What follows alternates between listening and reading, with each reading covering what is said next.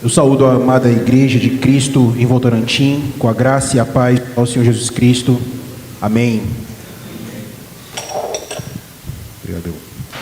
Meus irmãos, nesta noite nós poderemos render pelas misericórdias do Senhor, agora no livro de 2 Coríntios, na segunda epístola de Paulo aos Coríntios, logo no início, capítulo de número 1.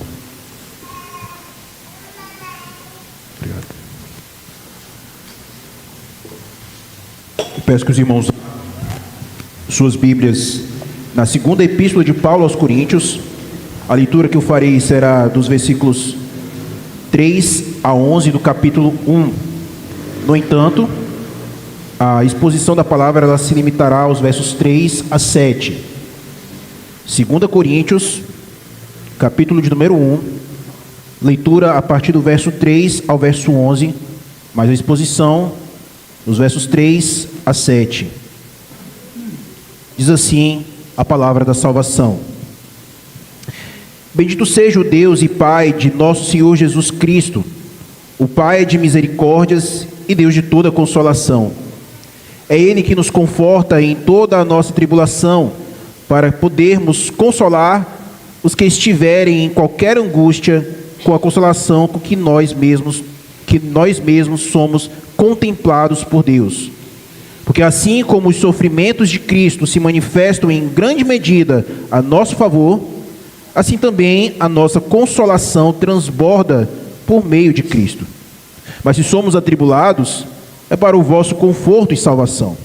Se somos confortados, é também para o vosso conforto, o qual se torna eficaz, suportando vós com paciência os mesmos sofrimentos que nós também padecemos. A nossa esperança a respeito de vós está firme, sabendo que como sois participantes dos sofrimentos, assim o sereis da consolação. Porque não queremos, irmãos, que ignoreis a natureza da tribulação que nos sobreveio na Ásia, porquanto foi acima das nossas forças, a ponto de desesperarmos até da própria vida. Contudo, já em nós mesmos tivemos a sentença de morte, para que não confiemos em nós, e sim no Deus que ressuscita os mortos, o qual nos livrou e livrará de tão grande morte, em quem temos esperado que ainda continuará a livrar-nos, ajudando-nos também vós, com as vossas orações, a nosso favor, para que por muitos sejam dados graças a nosso respeito, pelo benefício que nos foi concedido por meio de muitos. Amém. Vamos orar. Senhor Altíssimo e Eterno, Pai que estás nos céus, nós te bendizemos mais uma vez pela Tua palavra que pôde ser lida aqui, que pôde ser ouvida. E agora, ó Senhor, nós te rogamos pela pregação da palavra. Ó Senhor, que o Senhor use esse instrumento agora para poder continuar a servir como a Tua voz ao Teu povo aqui nesta igreja. Ó Deus Altíssimo, que o Teu Santo Espírito venha a chamar pecadores ao arrependimento, venha a avivar a Tua igreja, nos traz, ó Deus, iluminação para compreendermos as Tuas verdades. Ajuda-nos, ó Senhor, tem misericórdia de nós, em o nome de Cristo que nós oramos e bendizemos. Amém. Meus irmãos, há uma frase que é acreditada ao autor da obra As Crônicas de Nárnia, C.S. Lewis, que ele vai dizer o seguinte: se você está à procura de uma religião que o deixe confortável, definitivamente eu não lhe aconselharia o cristianismo. Quando Lewis disse essa frase, ele se referia aqui às lutas que certamente cada cristão teria de enfrentar contra os seus inimigos nesta vida: o mundo, a carne e Satanás. A vida daqueles que passam a ser regenerados, que são convertidos ao cristianismo, jamais será a mesma de antes, quando eles estavam ali vivendo uma vida de impiedade. Mas agora eles passam a compreender a sua real condição decaída, pecado e miséria. O próprio apóstolo Paulo, ele vai nos falar sobre todos os sofrimentos que ele suportou relativamente ao seu próprio ministério. Quando você avança um pouquinho mais aí no capítulo 11, ainda desta epístola, nos versículos 23 a 28, o apóstolo Paulo ele vai nos dizer: em trabalhos muito mais em prisões, em açoites sem medida, em perigos de morte muitas vezes. 5 vezes recebi dos judeus açoites, menos um. Fui 3 vezes fustigado com varas, 1 vez apedrejado, em naufrágio 3 vezes. 1 noite e 1 dia passei na voragem do mar, em jornadas muitas vezes, em perigos de rios, em perigos de salteadores, em perigos entre patrícios, em perigos entre gentios, em perigos na cidade, em perigos no deserto, em perigos no mar, em perigos entre falsos irmãos, em trabalhos e fadigas, em vigílias muitas vezes, em fome e sede, em jejuns muitas vezes, em frio e nudez, além das coisas exteriores, ao que pesa sobre mim diariamente, a preocupação com todas as igrejas. Veja que todos esses sofrimentos que Paulo sofreu, eles podem muitas vezes abalar a perspectiva cristã, minha e sua. Paulo, ele foi usado aqui justamente pelo Senhor, por meio de todos esses sofrimentos que ele teve que passar, com um propósito. O propósito que eu e vocês também possuímos na nossa vida.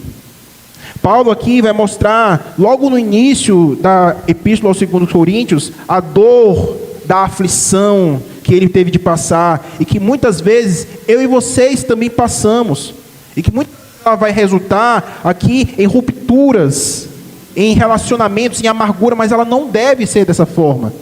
O sofrimento, ele pode, na verdade, e ele vai ser, ou pelo menos deve ser, um meio para que nós venhamos a nos aproximar de Deus, aprofundar a nossa comunhão com Ele e com os outros que também sofrem, até nos levar, na verdade, a celebrar o consolo do nosso Senhor, um tipo de consolo que só aqueles que experimentam em meio à aflição esse verdadeiro consolo de Deus. Se você for olhar para o contexto de Coríntios, você sabe, não só apenas por esses versículos do capítulo 11, 23 a 28, de como Paulo ele passou por sofrimentos na sua vida ministerial. E que essa foi também uma das razões do porquê aquela igreja, por um determinado momento, ela passou a rejeitar a ele. Eles não conseguiam dar crédito a um homem que se dizia chamado pelo Senhor, sendo que ele passava por tantas aflições, sendo que ele estava ali passando por tantas dificuldades que ele mesmo menciona. Mas apesar disso, esses motivos todos, eles vão mostrar também a sua autoridade apostólica, aquilo o qual o próprio Senhor Deus vai estar agindo na sua vida para que ele possa da mesma forma consolar a igreja que também tem passado por tantas aflições. Por isso que aqui nesses 2 primeiros capítulos dessa epístola, o apóstolo ele vai se dedicar a explicar justamente o porquê de muitos dos seus sofrimentos, mas que obviamente isso também vai se referir a muitos dos sofrimentos que eu e vocês passamos na nossa peregrinação cristã. E é justamente o que nós poderemos ver nessa passagem, esse consolo na tribulação, esse consolo na aflição, ele provém do Senhor. Nos versículos 3 a 4, nós veremos como essa fonte do consolo, ela vem do Senhor. Nos versículos 4b ao versículo 6, nós veremos qual é o propósito desse consolo e dessa aflição que nós recebemos. E no versículo 7, nós encerraremos com essa certeza que todo cristão há de receber do Senhor. Primeiro, versículos 3 a 4a, que diz assim: Bendito seja o Deus e Pai de nosso Senhor Jesus Cristo, o Pai de misericórdias e Deus de toda consolação. É Ele que nos conforta em toda a nossa tribulação. Veja que Paulo vai iniciar aqui com uma doxologia, uma adoração, um louvor à grandeza e à majestade do nosso Senhor Deus. Essa doxologia, diferente daquilo que nós podemos ver acontecer tantas vezes no Antigo Testamento, onde tanto nas sinagogas eram ditos como bendito seja o Deus de Abraão, o Deus de Isaac, o Deus de Jacó, ele vai agora apontar aqui para uma relação pactual entre Deus e ele, e a sua posteridade agora. No Novo Testamento, Paulo ele vai usar essa doxologia claramente de forma cristocêntrica, onde Deus aqui é chamado justamente de o Pai de um Messias identificado na pessoa do nosso Senhor Jesus Cristo. Ele vai estar aqui indicando essa relação pactual, essa relação de aliança com o mediador e a sua descendência espiritual agora. O Senhor Deus, ele também é o Pai de misericórdias, onde muitos profetas ali do Antigo Testamento, da dispensação da Antiga Aliança, afirmavam que essas misericórdias do Senhor, elas se renovavam manhã ante manhã, e demonstrando aqui justamente também essa fidelidade pactual do Senhor. Essa misericórdia de Deus, ela vai se revelar tanto na sua criação, aos homens, ajudando-os e socorrendo-os, apesar do seu pecado, mas também, de forma mais especial, o Senhor vai se revelar a sua misericórdia aos seus eleitos, por meio de uma aliança com o mediador, por meio da sua palavra. E toda essa consolação, todo esse encorajamento aqui que os crentes podem receber no mundo, eles têm uma origem. E essa origem, ela está obviamente, como o próprio apóstolo Paulo fala, ela vem do próprio Senhor Deus, ela vem do Senhor, e certamente não haveria aqui compaixão no mundo, não haveria consolo real no mundo, se não fosse pelo Senhor. Essa é a verdade.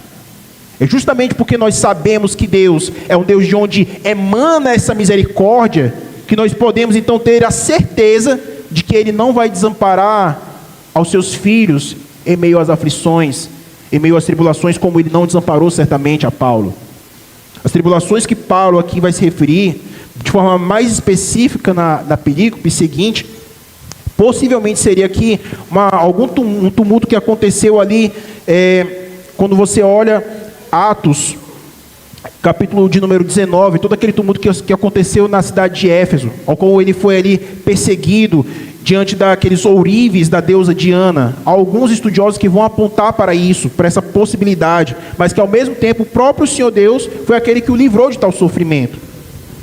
Mas diante disso, diante desses sofrimentos, diante mesmo daquilo que Paulo passa, ou mesmo eu ou vocês tenhamos passado, ou estejamos passando em nossas vidas atualmente, como sofrimentos, como tribulações, eu e vocês muitas vezes não somos inclinados a fazer aquilo que Paulo faz logo no versículo 3. Essa é a verdade.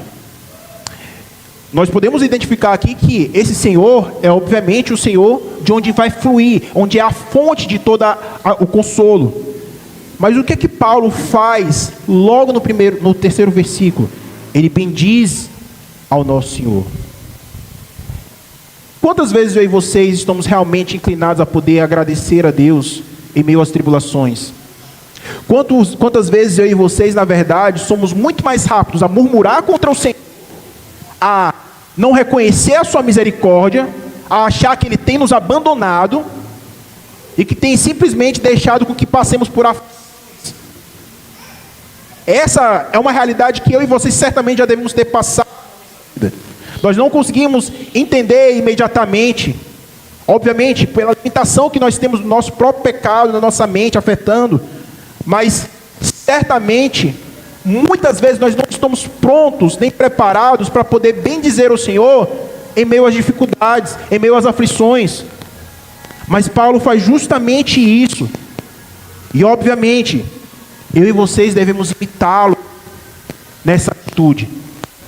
Nós devemos aproveitar o momento que o Senhor nos permite passar por aquela aflição, poder ser moldados à sua conformidade, ser gratos porque Ele está ali cada vez mais nos forjando, nos moldando, nos santificando, para sermos mais parecidos com o seu Filho, o Senhor Jesus Cristo.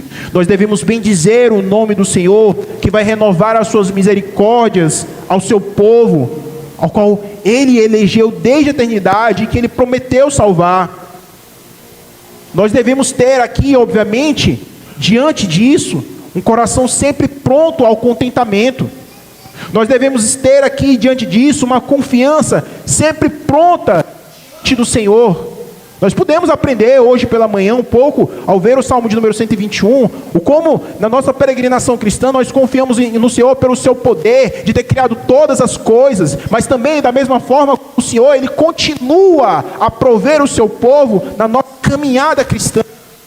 E é justamente por essa razão que eu e vocês, sendo verdadeiramente crentes, unidos ao Senhor Jesus Cristo, podemos ter a certeza, a convicção de que o Senhor não nos abandonará, de que o Senhor continuamente há de trabalhar em nossa vida até o dia de Cristo.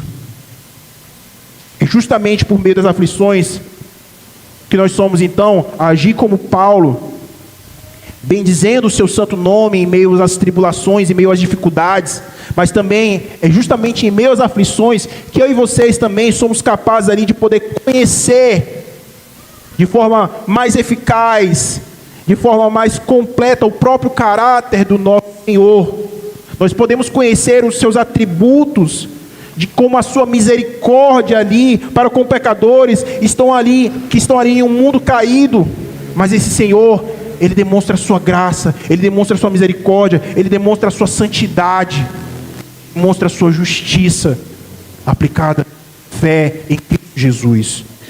O Senhor, Deus e Pai de toda consolação, Ele não apenas elege aqueles que eram conhecidos como seus inimigos, Ele não apenas preserva e envia o seu Filho, mas Ele os adota como seus filhos amados. É Ele também que faz com que, sendo eleitos no Senhor, venhamos a perseverar em santidade, com a consolação que há no nosso Senhor, que nos justifica.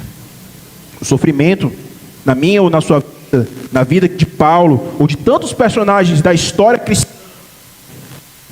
não significa que o plano do Senhor falhou.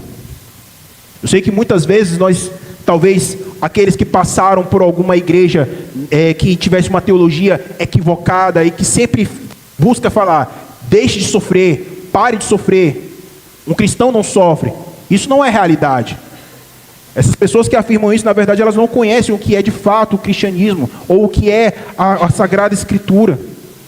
Se nós podemos ver tantos relatos das Sagradas Escrituras, de homens que foram fiéis, piedosos, mesmo na história da igreja, homens que sofreram, mas que ainda assim, o Senhor estava ali, amparando-os em meio ao seu sofrimento, solidificando a sua fé, moldando-os à conformidade de Cristo. Os sofrimentos que eu e vocês passamos é uma oportunidade para que nós venhamos a conhecer mais do Senhor, é uma oportunidade para que nós venhamos a ser cada vez moldados à conformidade do nosso Senhor e Salvador, o Senhor Jesus Cristo. Nós sofremos para que nós venhamos a conhecer mais profundamente e apreciemos mais plenamente a sua graça. Nós sofremos para que nós possamos fazer parte do bem que Ele faz na vida minha, mas também para que nós venhamos a compartilhar este mesmo bem, este mesmo consolo ao qual nós fomos aqui agraciados para com os outros. Mas nós só podemos encontrar esse consolo verdadeiro quando nós de fato entendemos e reconhecemos que estamos aqui, na palma da mão de Deus, que criou e governa todas as coisas. Se nós negamos a soberania do Senhor, nós certamente vamos negar que o Senhor tem um controle, inclusive, de todas as circunstâncias das nossas vidas. O Senhor não é o criador do mal, obviamente, mas Ele usa esses meios secundários para poder agir na sua igreja, agir em... Se você voltar um pouco para o livro de Atos dos Apóstolos, você vai ver que foi justamente por meio da perseguição à igreja de Cristo que então ela começa a dispersar. Mas veja aqui, há um propósito infinitamente mais glorioso para isso. A igreja de Cristo começa a se espalhar para Samaria e para a Judéia e para as outras cidades, mas eles começam a falar das boas novas às outras nações, aos outros povos. E isso faz justamente com que, em meio ao sofrimento, a igreja de Cristo comece então a crescer, a expandir, a ponto de que hoje nós estamos aqui reunidos em Votorantim e temos o Evangelho, porque os cristãos do primeiro século foram perseguidos. Porque os cristãos do primeiro século não apenas se espalharam, mas anunciaram as boas novas. É justamente por essa razão que tantas vezes o sofrimento ele deve ser sim visto com algo que o próprio Senhor Deus, que é a fonte do consolo, nos faz trabalhados à conformidade do seu Filho. Mas tudo isso, obviamente, e do pouco que a gente já pôde falar até aqui o momento, nós podemos ver esse propósito nessa consolação. Nós já podemos pincelar um pouco quanto a isso. Mas esse propósito ele vai estar muito evidente quando nós vemos aqui, ainda no versículo 4, a sua segunda parte, até o versículo de número 6. Atente mais uma vez seus olhos para a leitura desses versículos. Diz assim: para podermos consolar os que estiverem em qualquer angústia, com a consolação com que nós mesmos somos contemplados por Deus. Porque assim como os sofrimentos de Cristo se manifestam em grande medida a nosso favor, assim também a nossa consolação transborda por meio de Cristo. Mas se somos atribulados, é para o vosso conforto e salvação. Se somos confortados, é também para o vosso conforto, o qual se torna eficaz, suportando vós com paciência os mesmos sofrimentos que nós também padecemos. Veja que aqui Paulo ele vai usar uma preposição para, indicando justamente um propósito, uma finalidade, tanto aqui nas nossas tribulações, quanto aqui no consolo ao qual nós recebemos da parte do nosso Senhor Deus. O Senhor, em toda a sua sabedoria, Ele decretou e Ele providenciou todas as coisas e os meios que levariam o seu nome a ser glorificado. Para tudo aqui há um propósito em sua obra, mas em nossa pequenez, em nossa limitação, nós não conseguimos aqui vislumbrar o que é que Ele requer de mim ou de vocês na nossa caminhada cristã. Nós somos sempre aqui muito mais rápidos a questionar: por que que eu estou passando por isso, Senhor? Mas nós devemos justamente nos lembrar da resposta de Deus a Jó em meio a redemoinho. Onde estavas tu quando eu lançava os fundamentos da terra? Quem somos nós diante do Senhor para fazer qualquer questionamento acerca do que Ele tem agido em nossas vidas? Nós diante de um Deus que formou todas as coisas e que conhece todas as coisas e que tem o seu propósito perfeito, bom e agradável para a eternidade, para a sua glória. Em vez de eu e vocês ficarmos questionando o Senhor em meio às aflições, a verdade é que não só bem dizer, não só estar aqui pronto a aproveitar esse momento, nós devemos aqui nos colocar à disposição disso. Eis-me aqui, Senhor, usa-me. Certamente eu não entendo os teus desígnios, mas eu sei que eles são bons, perfeitos e apontam para a tua glória. Isso é muito difícil. É muito difícil na nossa carnalidade poder reconhecer e nos colocar à disposição de ser moldados pelo Senhor em meio às tribulações. Ninguém quer sofrer. Ninguém quer passar por dificuldades nesta vida. Mas esse é o meio que o Senhor usa para que nós sejamos forjados. Há um puritano chamado Thomas Watson, que ele vai usar uma ilustração para que um ferreiro possa fazer um jarro de ouro. Primeiro ele precisa colocar aquele metal bruto na fornalha, então possa ali ser purificado e moldado a ser uma joia preciosa. Isso é apenas uma mera ilustração para demonstrar a forma como o próprio Senhor Deus minha e na sua vida.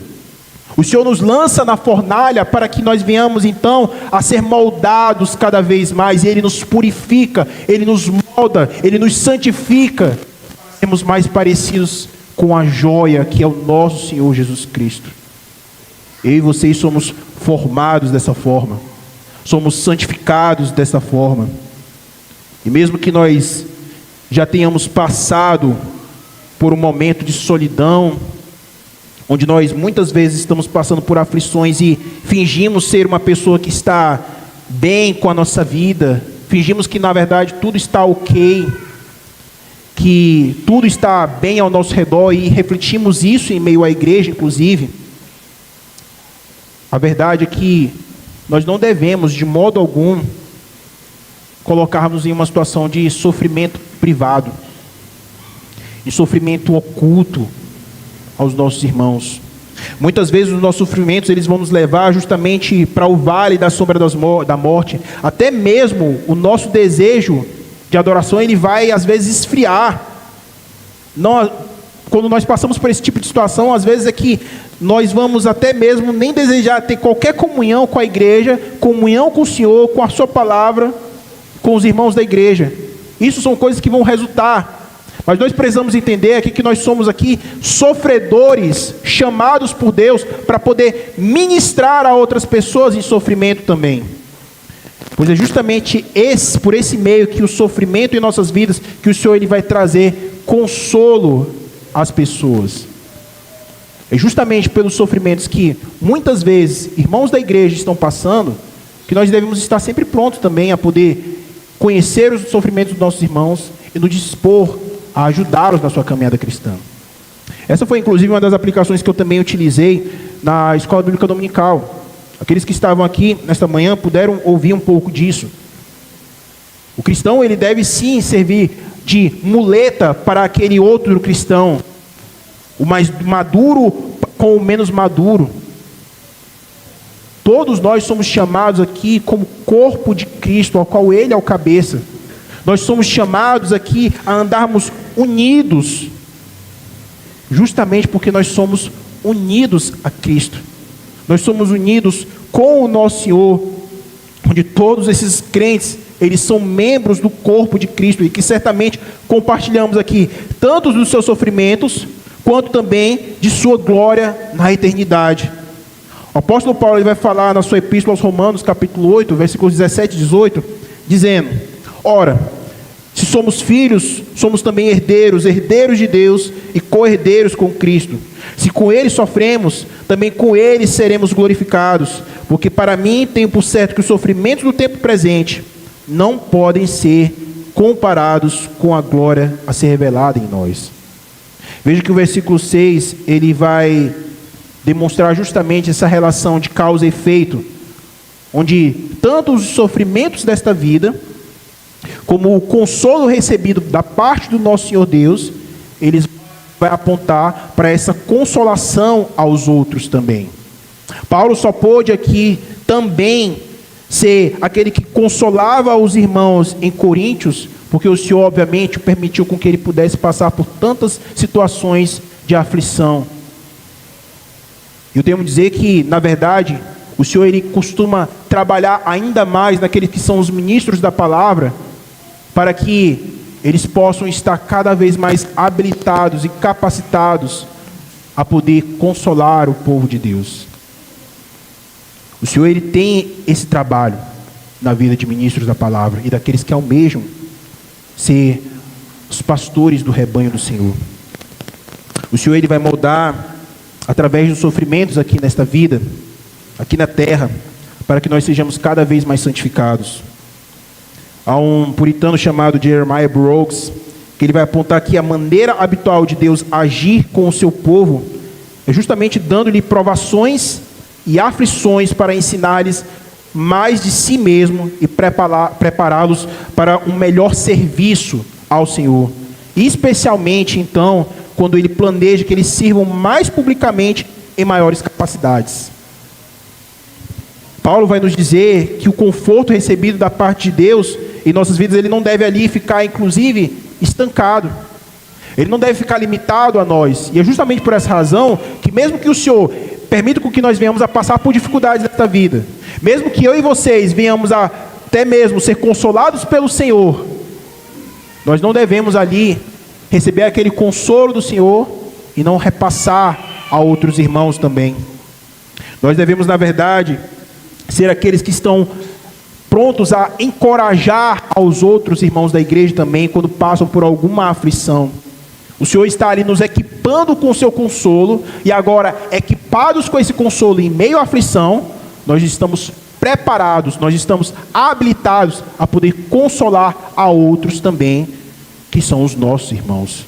É justamente por essa razão que nós fazemos parte de uma mesma família em Cristo Jesus. É por essa razão que eu e vocês devemos aqui nos identificar com a dor e com o sofrimento dos nossos irmãos. Não apenas a dor do luto, não apenas a dor da depressão, não apenas dores que parecem ser tão visíveis, mas mesmo aquelas dores da luta contra o pecado. Nós devemos sempre estar dispostos a nos colocar, a ajudar, a auxiliar os nossos irmãos e a consolá-los com a palavra. Nós devemos sempre estar prontos para que em meio ao sofrimento desses irmãos, nós venhamos a apresentar o consolo que eles tanto necessitam, que provém do Senhor. O verdadeiro consolo da aflição, ele vai justamente nos levar a depender ainda mais do nosso Senhor Jesus Cristo e menos de nós mesmos, e menos em coisas que são visíveis aos nossos olhos, e menos em psicologias modernas, ou mesmo em qualquer outra coisa que esteja aqui nessa vida. Nós devemos aqui muito mais que compartilhar as nossas histórias, as nossas lutas, mostrando o que o Senhor faz por nós, para poder levar a esperança aos outros. Nós devemos sempre estar prontos a fazer algo que muitas vezes, como cristãos, nós não estamos tão aptos a fazer. Nós somos ensinados, inclusive através do culto, a confessar os nossos pecados diante de Deus, mas nós também devemos confessar os nossos pecados diante dos homens. Obviamente, os homens eles não vão perdoar os nossos pecados, mas essa dependência entre o corpo vai nos mostrar justamente uma dependência daquilo que provém do próprio Senhor. A humilhação ao qual eu e vocês vamos nos colocar ao confessar os nossos pecados a muitos irmãos, para que nós venhamos a nos fortalecer em oração, recebendo o consolo um do outro, a exortação da palavra. Se nós não temos feito isso, esse é o momento para podermos mudarmos isso. Nós devemos sempre estar prontos, preparados, para realmente agir como uma família da fé. Sempre preparados para poder consolar, exortar e aconselhar a igreja. Mas para que nós possamos consolar os outros, nós precisamos ter recebido primeiramente o consolo do próprio Senhor Deus.